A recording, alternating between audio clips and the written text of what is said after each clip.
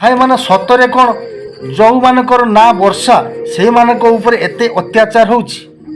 କାହିଁକିନା ପ୍ରଥମେ ଦେଖନ୍ତୁ ଅନୁଭବ ଆଉ ବର୍ଷା କେଉଁଭଳି ଭାବରେ ବର୍ଷା ଦିଦି କାନ୍ଦୁଥିଲେ ଆପଣମାନେ ଦେଖିଲେ। କାନ୍ଦି କାନ୍ଦି ଶେଷରେ ତାଙ୍କର ବିବାହ ବିଚ୍ଛେଦ ହେଲା, ଅନୁଭବ ତାଙ୍କର ସଂସାର କଲେ। ଦ୍ୱିତୀୟରେ ଟୁଙ୍ଗୁରୁ ଆଉ ବର୍ଷା ଅଟୋ ଚଲେଇ ଚଲେଇ ଚଲେଇ ଭାଉଜକୁ ଗୋଟେ ପଟେଇ ଦେଇଥିଲା, ଯାହାଫଳରେ ସେଇ ବର୍ଷା ଭାଉଜ ଆମର ଥାନାରେ ବସିଲା, ଟୁଙ୍ଗୁରୁ ବିନା ବଞ୍ଚିପାରିବନି କହିଲା।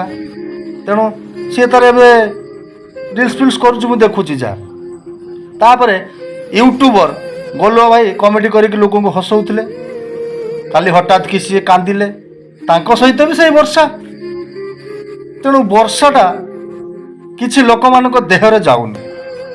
ତେଣୁ ଭାଇମାନେ ଯେତେବେଳେ ବି ନିଜ ଜୀବନସାଥୀ ବାଛୁଛନ୍ତି କୁଣ୍ଡଳୀ ଠିକ୍ କରିକି ଦେଖିବେ ବର୍ଷା ନାଁଟା ତମ ପାଇଁ ଠିକ୍ ହେଉଛି ନା ହଉନି। ତା ନହେଲେ ବର୍ଷା ଏମିତି ବର୍ଷିବ ଚାରିଆଡ଼େ ପୁରା କାଦୁଅ କରିଦେବ।